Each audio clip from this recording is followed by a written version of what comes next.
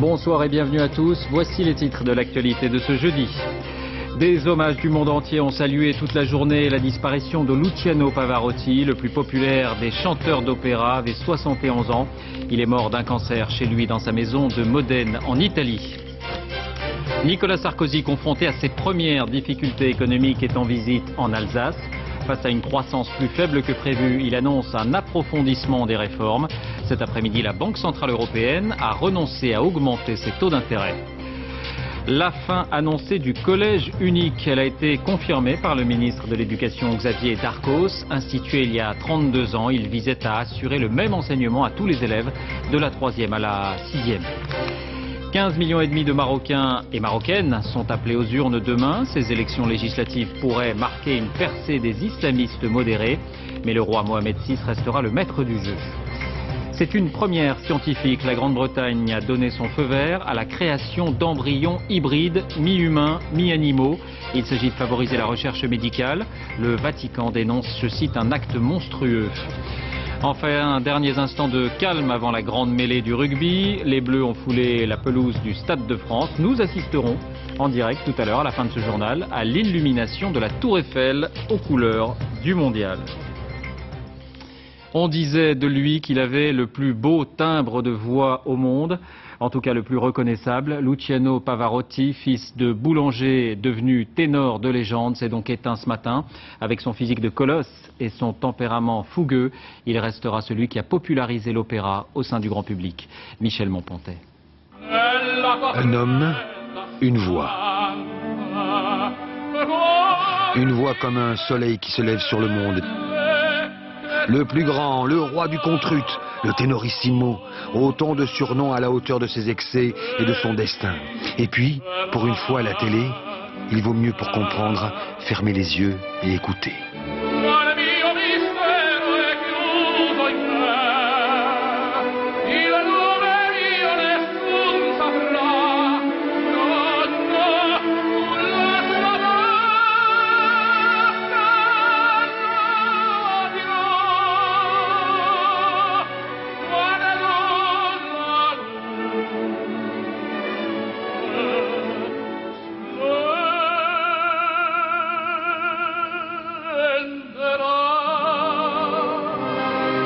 Luciano Pavarotti, ou la force d'un destin inouï. Il était parti de là, papa, maman, la boulangerie et sa ville, Modène. Sa ville et sa lumière. Modène et cet amour du bel canto qu'on attrape là-bas comme un coup de soleil, sans prêter garde. Parti de là pour arriver là, 6 décennies plus tard. New York, Central Park, écran géant, show géant, 600 000 spectateurs et bénéfices à la hauteur. 600 000 spectateurs, mais dont la plupart n'auraient jamais mis les pieds à l'opéra.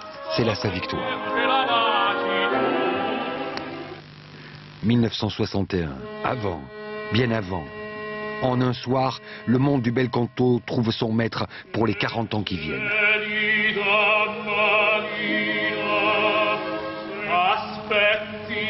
La voix est souple, solaire, un timbre reconnaissable à la première note et surtout, une puissance.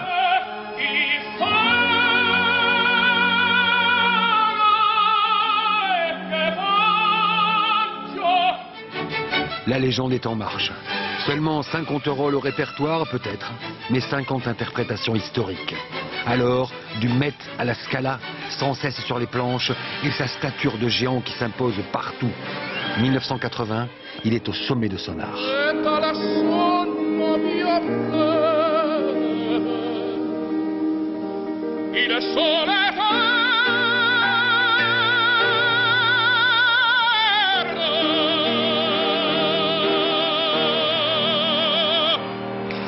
Pavarotti, un abonné du livre des records, et oui, 165 rappels à Berlin un soir, durant 67 minutes, du jamais vu. Tout à la mesure de sa démesure. Et l'ogre ne fait pas que chanter, il vit aussi avec le même appétit. La famille, les pâtes, l'excès de poids, les divorces à scandale et les remariages avec une jeunesse, sa secrétaire. 1990, c'est le virage. À l'occasion de l'ouverture de la Coupe du Monde, Pavarotti touche le gros lot, il découvre le concept des 3 ténors. C'est le DVD lyrique le plus vendu au monde, bingo. Les tabous tombent, Pavarotti ouvre en grand la porte de l'opéra, les puristes râlent, le grand public en redemande. De Sting à Céline Dion, en passant par les Spice Girls, on se bouscule, stars et vedettes. Pavarotti, lui, laisse tomber la redingote, il devient une star pop, la première de l'histoire du lyrique. Jeux Olympiques de Turin, encore et toujours un stade peut-être, mais l'an dernier Pavarotti généreux jusqu'au bout.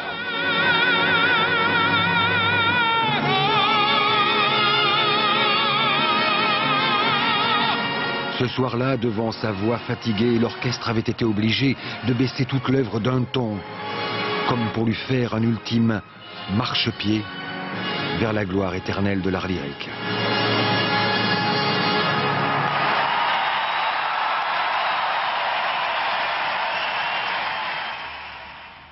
On l'a compris, Pavarotti était une voix, mais aussi une personnalité hors du commun. C'est ce qui ressort de cette longue interview accordée il y a quelques années à notre chaîne. Il s'était confié à Ève Ruggieri. Isabelle Bechler, Patrick Desmully. Pavarotti était le chanteur de tous les superlatifs, de toutes les communions avec le public si large qu'il avait amené à l'opéra, car il partageait tout et plus encore. Il avait cette possibilité de nous faire presque des transfusions de l'émotion qu'il ressentait en chantant. Et il y avait quelque chose comme ça, une espèce d'énergie, de rayonnement, que ce soit dans la joie ou dans la nostalgie ou dans le désespoir. Il y avait toujours cette honnêteté en fait, il s'impliquait complètement.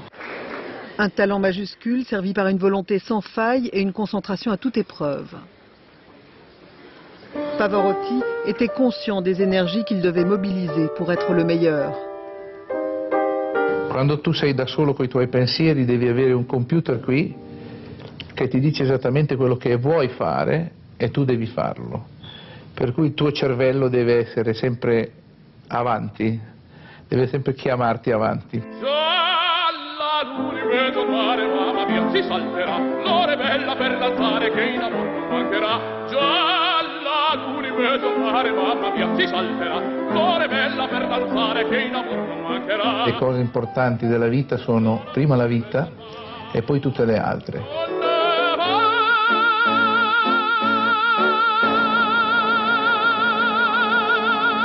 Aujourd'hui, je crois qu'on peut dire qu'on a perdu quelqu'un d'irremplaçable. Pavarotti aura vécu sa vie comme il aimait la musique, avec une voracité bienveillante. Luciano Pavarotti avait été opéré l'an passé d'un cancer du pancréas. Après avoir lutté contre la maladie, il a souhaité mourir dans la ville qu'il a vu naître, Modène, dans le nord de l'Italie. Sur place, Philippe Visserias, Karine Guillaumin. Ils ont encore du mal à réaliser qu'ils ne reverront plus ce sourire, tellement familier. Ce soir, devant la cathédrale de Modène, les admirateurs de Luciano Pavarotti se rassemblent, petit à petit. Quelques mots sur le registre de condoléances. Il a tant donné à la ville de Modène, à l'Italie, au monde entier. C'est ce que j'ai écrit. J'ai mis mon nom, mon prénom. Ciao Luciano, merci. Sa voix superbe continuera à nous tenir compagnie. J'ai le sentiment d'avoir perdu quelque chose de grand, même si on ne le perd pas vraiment. Ce que Pavarotti nous a donné, on le gardera toujours. Le maire de Modène est l'un des derniers ici à avoir rencontré le ténor. C'était la semaine dernière à peine. Il était très fatigué, mais je voyais en lui une grosse envie de lutter. Même si dans son regard, on sentait qu'il était épuisé.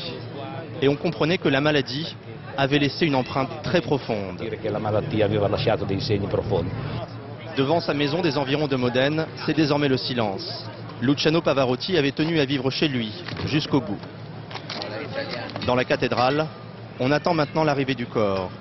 Une chapelle ardente va être dressée pour un dernier hommage.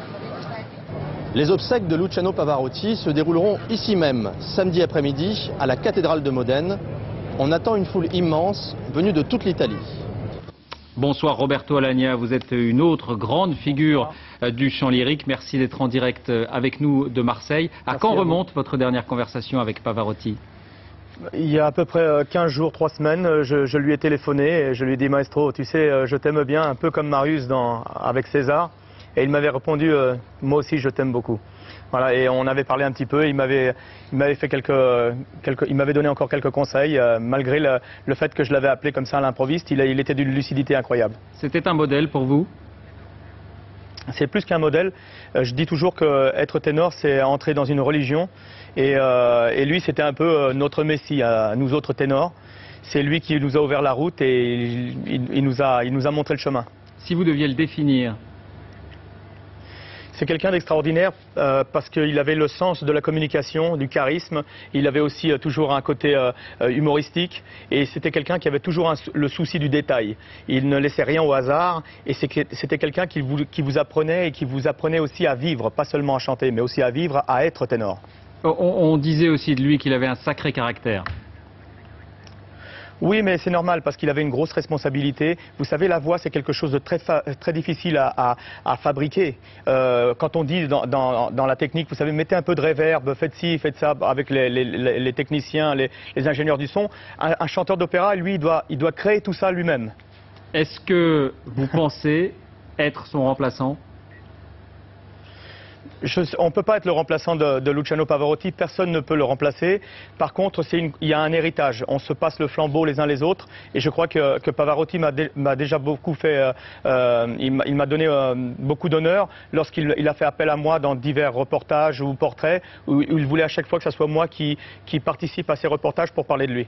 Merci Roberto Alagna d'avoir pris ces quelques minutes pour nous alors que vous êtes en ce moment à Marseille. Vous donnez des représentations de Marius et Fanny à l'Opéra de Marseille. Ouais. Et puis j'ajoute que France 2 bouleverse ses programmes pour un hommage à Luciano Pavarotti. Ce soir, à partir de 23 h, une émission spéciale présentée justement par Ève Ruggieri qu'on entendait il y a un instant.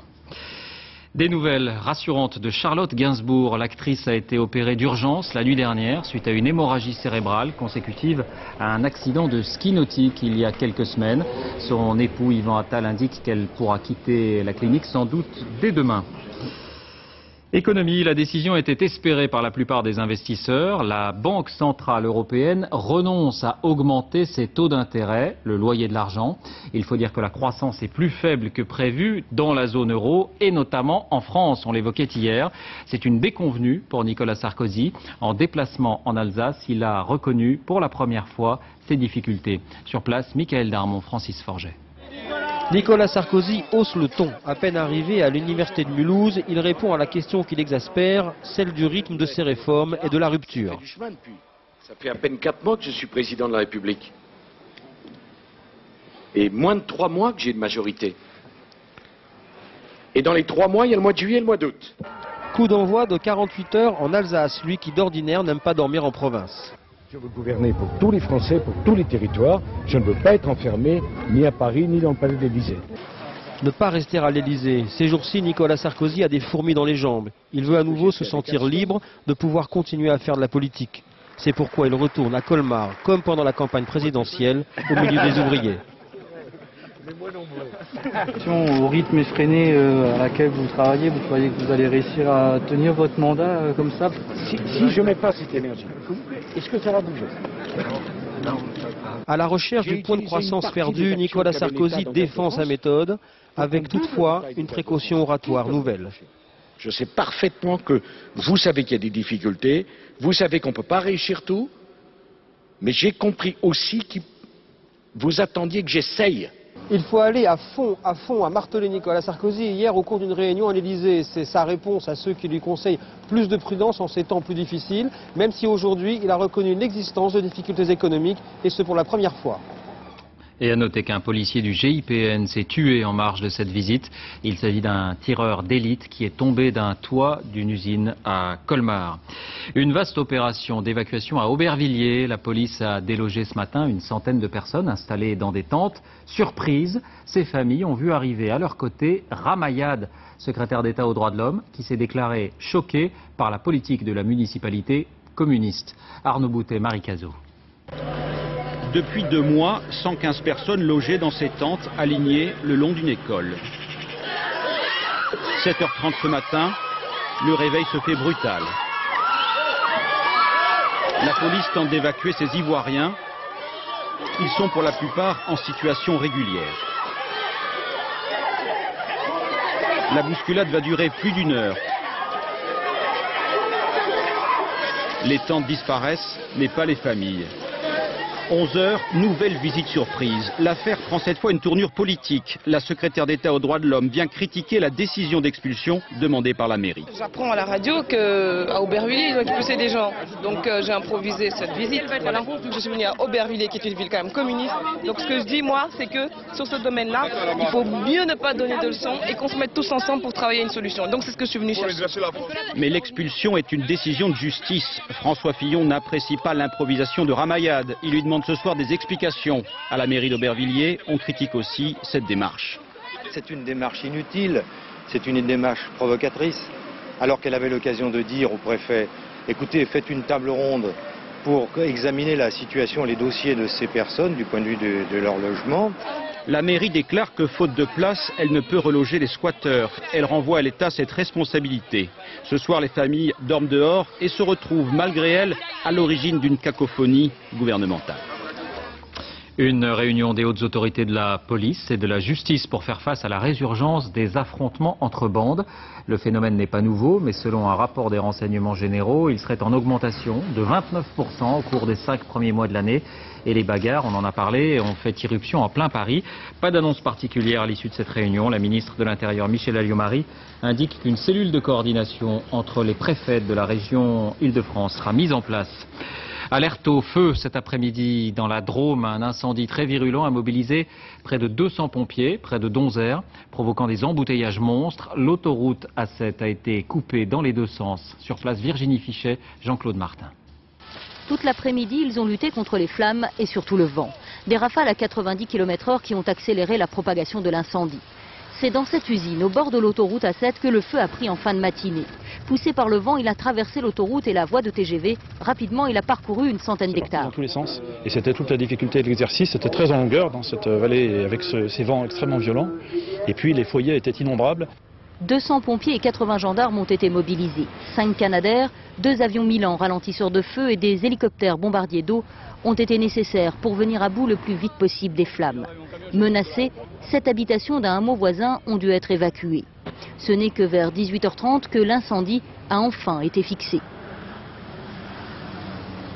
La mission, d'abord, c'est de garder le dispositif jusqu'à ce qu'on soit sûr que toutes les fumerolles soient bien rabattues. Et c'est surtout de surveiller toute la nuit. Coupé pendant plus de 5 heures entre Montélimar et Bolène, ce n'est qu'en début de soirée que l'autoroute A7 a enfin pu être rouverte. Un sondage qui va mettre du baume au cœur des enseignants et des directeurs d'école en cette rentrée. 88% des Français se disent satisfaits de leur école ou de celle de leurs enfants et de la formation des professeurs selon cette enquête TNS Sofres. Pour autant, la réforme reste à l'ordre du jour.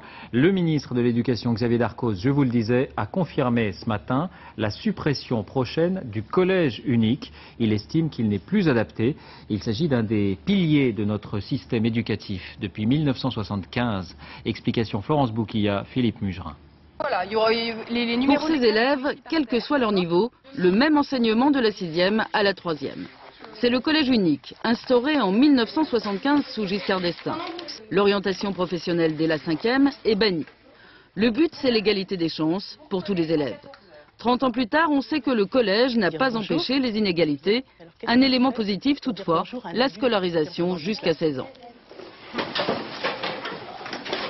Les expériences qui ont porté l'âge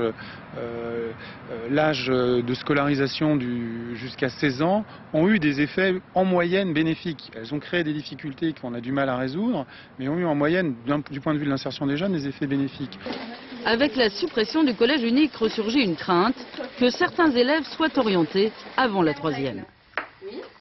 Si vous faites ça, vous enfermez les enfants dans une filière comme dans un entonnoir dont ils ne peuvent plus sortir, dans une filière professionnelle ou technologique trop tôt, et encore une fois, vous les privez de ce minimum d'enseignement général, de culture générale, en mathématiques, en histoire, en français. Le collège unique, c'est fini, mais le gouvernement l'assure, il le remplacera par un enseignement plus adapté aux différents niveaux des élèves. C'est un moyen de s'éduquer ou de se distraire. Internet est désormais au cœur de notre vie quotidienne. 6 Français sur 10 l'utilisent régulièrement. Et un moteur de recherche domine le monde. Il s'agit de Google. 400 millions de personnes l'utilisent chaque mois, soit 51% du marché mondial. L'entreprise compte 14 000 employés. Voici la méthode Google pour retenir les meilleurs ingénieurs et maintenir sa suprématie dans les coulisses du géant d'Internet. C'est le dossier de cette édition. Il est signé de nos envoyés spéciaux en Californie, Alain Chalvron, Aaron Diamond. On reconnaît le Googler, l'employé de Google, à son appendice informatique. Cet ordinateur qu'il ne quitte jamais. Dehors, dedans, il mange avec, il lit avec, il marche avec, c'est parfois un peu problématique, mais c'est ainsi chez Google, l'électronique c'est comme l'oxygène, c'est nécessaire à la vie. C'est pratique pour le déjeuner. Ça sert de plateau et du coup, vous n'avez pas besoin du plateau de la cafétéria. Tout le monde connaît Google, le moteur de recherche le plus utilisé dans le monde en raison de sa rapidité. En quelques secondes, il fait le tri entre des milliards de mots et vous trouve ce que vous cherchez. Un miracle dû à un algorithme ultra secret mis au point par 2 petits génies mathématiques, les 2 fondateurs de Google, toujours à la tête de l'entreprise créée il y a 9 ans seulement. On les voit tous les jours, on les voit à la cafétéria, on leur présente des nouveaux projets toutes les semaines, donc ils sont très engagés de manière interne. Google a grossi démesurément. 10 000 clics par jour la première année, des millions aujourd'hui, en 24 langues symbolisées sur ce globe par ses traits. L'entreprise s'est diversifiée avec par exemple Google Earth ou en rachetant des sites très populaires comme YouTube. Les effectifs de l'entreprise ont doublé ces 2 dernières années. Ils sont 14 000 maintenant les Googlers, la crème de la crème venue du monde entier attirée par de bons salaires mais aussi par des conditions de travail incomparables sur un campus immense en Californie. Pour nous, la devise, c'est attirer et retenir. Nous passons beaucoup de temps à recruter des gens qui sont conformes à notre culture et dès qu'on les a entre nos murs, on veut les garder. Nous dépensons beaucoup d'argent à chercher les meilleurs et on veut qu'ils restent heureux chez nous. C'est ainsi que les Googlers ont à leur disposition plusieurs salles de sport comme celle-ci, où ils peuvent aller à tout moment sur leur temps de travail. Cette salle est ouverte 24 heures sur 24, alors dès que j'ai 20 à 30 minutes, je viens ici. C'est bon pour ma productivité. Salle de massage, piscines à contre-courant, des têtes bien pleines, sur des corps bien faits et, pourrait-on même ajouter, sur des estomacs bien remplis.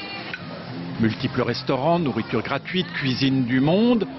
Et grâce à ce fameux appendice informatique, on peut même travailler dans un de ces bars où l'on offre toujours gratuitement toutes sortes de jus d'herbes et d'algues. C'est là que je pars m'échapper de mon travail, me concentrer, me sentir bien, et personne ne me demande où je suis. Ce qui compte, ce sont mes résultats. Attirer les meilleurs, c'est aussi une question d'image, et Google soigne la sienne. En Californie, le must, c'est l'écologie, alors Google est écolo. Panneaux solaires sur tous les toits, Vélib à disposition, et prime substantielle pour acheter une voiture hybride. Ils vous donnent 5 000 $. C'est exactement la différence entre le prix d'une voiture normale et d'un véhicule hybride. On comprend mieux pourquoi Google figure régulièrement dans le peloton de tête des entreprises où les jeunes ont le plus envie d'être embauchés. Et en plus, on embauche jusqu'à 100 personnes par semaine. En bref, encore à l'étranger, 24 heures après, on découvre les dégâts. Le cyclone Félix a fait des ravages beaucoup plus lourds qu'annoncé au Nicaragua. 38 morts au moins et 50 000 sinistrés. La région est peuplée en majorité d'Indiens. L'aide humanitaire commence à arriver. De l'autre côté de la planète, c'est maintenant le Japon qui est menacé par un puissant typhon. Il s'approche de Tokyo et la pluie et les vagues sont déjà très impressionnantes. L'alerte est déclenchée. Image aussi des avions de ligne qui ont le plus grand mal à se poser sur l'aéroport qui devrait sans doute fermer dans les prochaines heures. En Europe, on parlait de la neige hier, ce sont maintenant des pluies diluviennes qui s'abattent sur plusieurs pays. Ici la Roumanie où 5 personnes sont mortes et 2 autres portées disparues. Une ville a été submergée par les eaux. Les élections législatives au Maroc, 15 millions d'électeurs et d'électrices sont appelés aux urnes demain. Ce scrutin, on en parle ici même depuis 2 jours, pourrait marquer une percée des islamistes modérés du parti Justice et Développement. Alors qui sont-ils ? Nos envoyés spéciaux ont suivi l'un des dirigeants de cette formation. Il s'agit en fait d'une dirigeante. Reportage Dorothée Cochard, Patrick Desmully. Lecture du Coran, c'est ainsi que débutent tous les meetings du PJD, le parti islamiste modéré, le seul parti islamiste autorisé à se présenter aux élections législatives.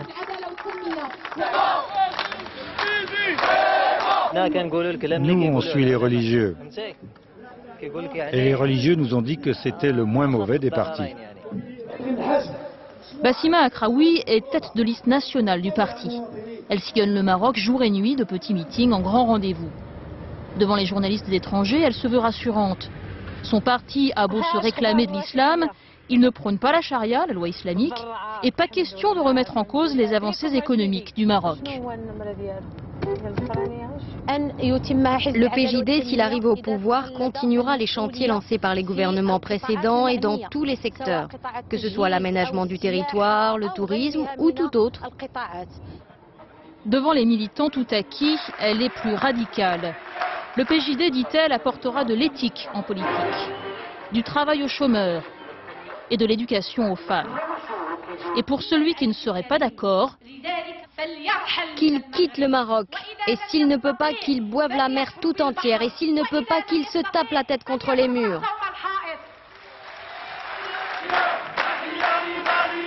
Le PJD est le grand favori de ces élections, mais il fait peur. Et pour le contrer, le gouvernement a modifié les cartes électorales il y a à peine un mois. Il a redessiné les circonscriptions qui étaient les plus favorables aux islamistes. Le PJD devrait donc être le vainqueur de ces élections, mais il n'aura pas la majorité absolue. Toujours au Maghreb, l'Algérie a été à nouveau frappée par le terrorisme. Une bombe a explosé il y a quelques heures à Batna, au sud-est d'Alger. Il y a au moins 10 morts et 23 blessés. Il s'agit d'un attentat suicide, alors qu'une visite du président Abdelaziz Bouteflika était prévue ce soir dans la région. Troisième jour de recherche et toujours aucune nouvelle du milliardaire Steve Fossett aux États-Unis. 6 avions et 3 hélicoptères se sont relayés pour tenter de le retrouver dans le désert du Nevada. Les secours devaient sonder un lac de la région. Les sciences avec cette première en Grande-Bretagne. Je vous le disais en titre, les autorités ont donné leur feu vert à la création d'embryons hybrides, mi-humains, mi-animaux. Il s'agit de favoriser la recherche médicale. Une décision controversée. Le Vatican dénonce, je cite, un acte monstrueux. À Londres, explication Maryse Burgot, Dominique Marotel. Dans les éprouvettes de ce laboratoire, une révolution se prépare. Ces scientifiques viennent en effet d'obtenir une autorisation sans précédent dans le monde. Ils vont pouvoir créer des embryons humains à partir d'ovules d'animaux. Ils vont donc par exemple utiliser un ovule de lapine ou de vache. Cet ovule sera vidé de son noyau. À la place, on y injectera des chromosomes humains. Alors, l'embryon sera-t-il mi-homme, mi-animal? Non, dit ce scientifique qui n'a nullement l'intention de créer des monstres. Il restera une infime partie de la vache, mais ce ne sera pas un embryon de vache, ce sera un embryon humain. Ces embryons seront de toute façon détruits au bout de 14 jours. Interdiction formelle évidemment de les implanter chez les femmes. C'est en fait uniquement pour aider des patients souffrant comme cette femme des maladies d'Alzheimer ou de Parkinson que ces travaux sont autorisés. Ils permettront peut-être un jour de créer des cellules souches utiles pour traiter ces maladies. Ces scientifiques très respectés ne sont donc pas en train de briser un tabou absolu, celui de la fusion entre l'homme et l'animal. Et ils ont réussi à en convaincre leur gouvernement, tout comme l'opinion publique britannique qui soutient ces recherches. Rugby, c'est demain que sera donné le coup d'envoi de la Coupe du Monde avec le match France-Argentine. Dans un instant, nous serons en direct de la Tour Eiffel qui va s'illuminer aux couleurs du ballon ovale. On retrouvera Florent Gautreau et Fabien Galtier, anciens capitaines des Bleus. D'abord, les derniers instants de l'équipe de France. Dans le stade de France complètement vide, le buteur David Scrella était à l'ouvrage aujourd'hui. Nathanaël Dorinxin, Jean-Yves Blanc. Un peu de calme avant la tempête. Cet après-midi, pour le dernier entraînement des buteurs, le Stade de France sonnait étrangement creux. Encore une dernière transformation à blanc pour David Scrella.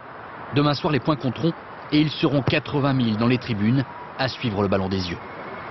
On ne sent pas trop la pression monter et puis nous on se prépare simplement un match de rugby qu'il faudra gagner pour bien entrer dans la compétition. Si les Bleus connaissent le Stade de France comme leur poche, certains Argentins s'y sentent un peu comme dans leur jardin. Il y a 3 mois, 7 d'entre eux ont disputé la finale du championnat de France. Augustin Pichotte, le capitaine des Pumas argentins, a même inscrit un essai permettant aux Parisiens du Stade français de s'imposer. On a joué déjà contre la France, on se connaît très bien, on connaît le stade très bien. C'est pour ça que j'ai dit que c'est un petit peu surréalistique, parce que j'habite ici, pour moi la Coupe du Monde c'est un petit peu chez moi aussi. À Clermont, à Agen, à Paris ou même encore à Toulouse, les Argentins ont investi le championnat de France à des postes clés et au plus haut niveau. Demain soir, au coup d'envoi, ils seront 9 Argentins de France sur la pelouse du stade, à guetter les erreurs de leurs partenaires de club, des points faibles connus de tous et travailler à l'entraînement. Dominici, par exemple, il joue en face de moi, donc il me connaît très bien, moi je le connais très bien aussi, donc ça fait que des fois c'est plus difficile, mais je crois que tout le monde, on se connaît tous.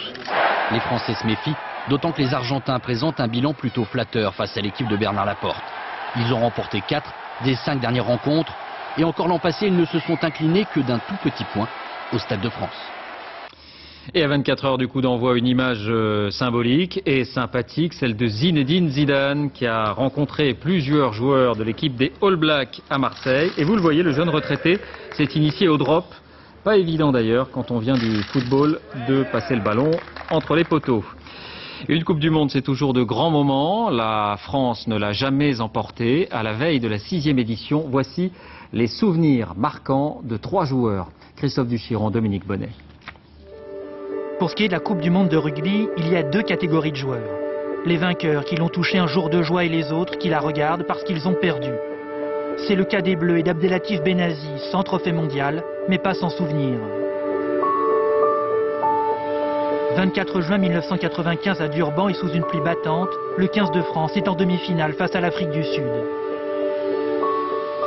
95, je pense que c'est un des moments les plus forts de ma vie.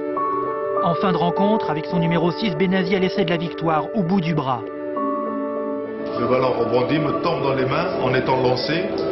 Et là, je peux vous dire que personne ne pouvait m'arrêter avec la vitesse qui était la mienne, sauf Philippe Saint-André qui tombe devant moi et je trébuche sur lui. À cause d'un bleu, involontairement, la France rate la finale, pour 10 cm.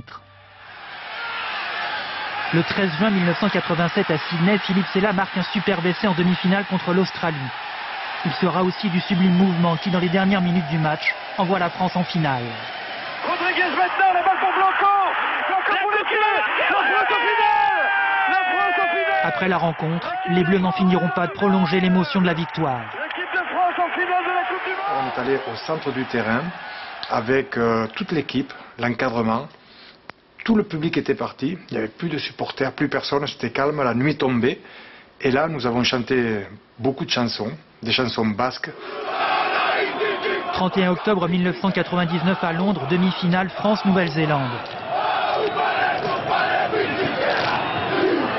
J'étais en face de John Alomou pendant le haka et je le regardais et je me disais maman, qu'est-ce que je fais là? Au cours d'une extraordinaire deuxième période, l'équipe de France réussit sans doute le match le plus renversant de son histoire.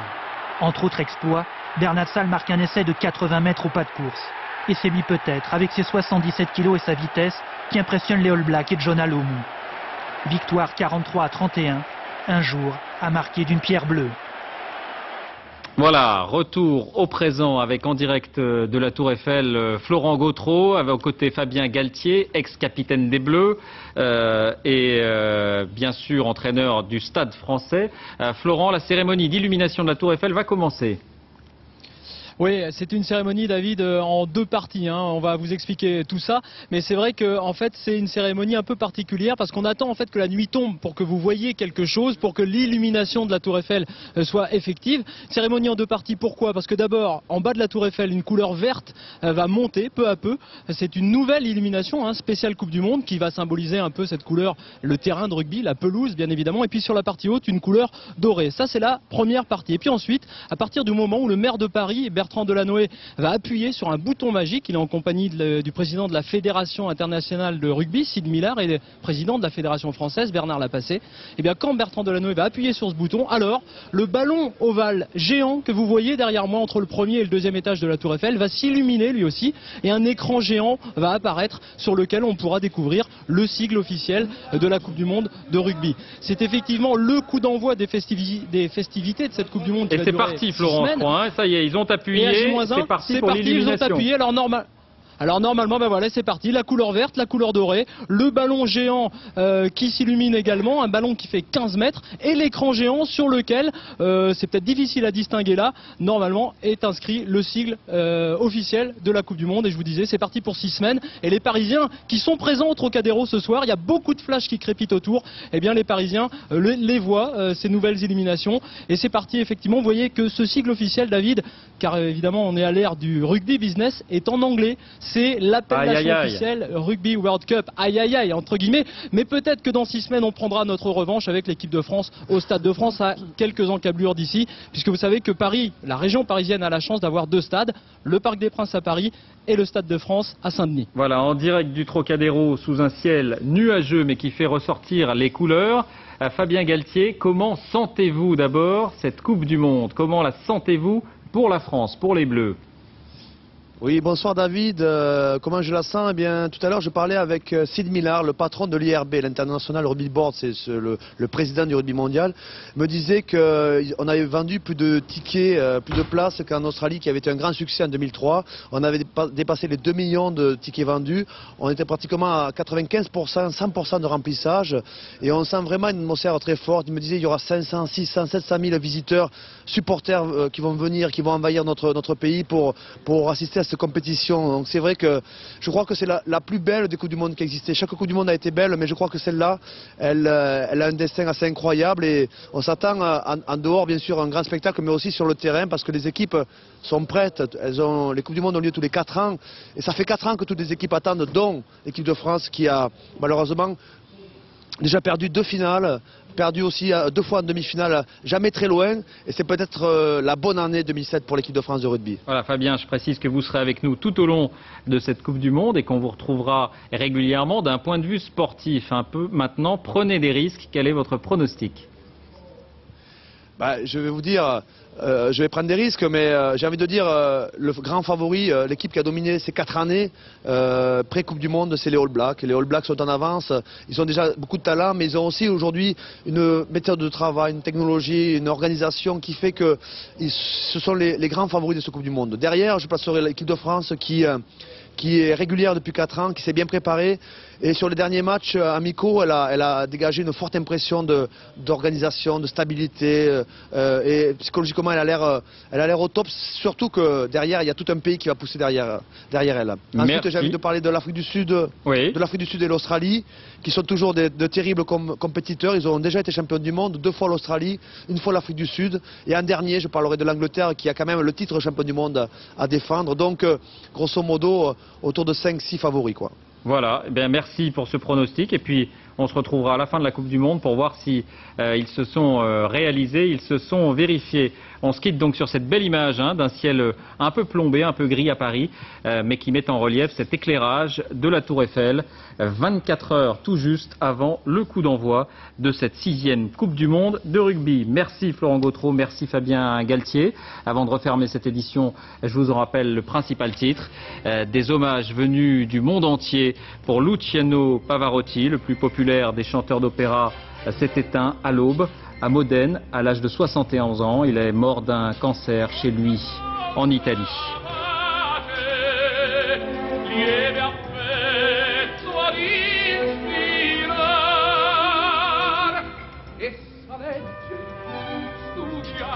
C'est la fin de ce journal, merci de l'avoir suivi. Tout de suite la météo, Laurent Romeshko. 20h50 envoyé spécial avec Guylaine Chenu et Françoise Joly. Au sommaire, entre autres, le portrait de Jean Dujardin. Et puis retour aussi sur les incendies du Péloponnèse. Très bonne soirée.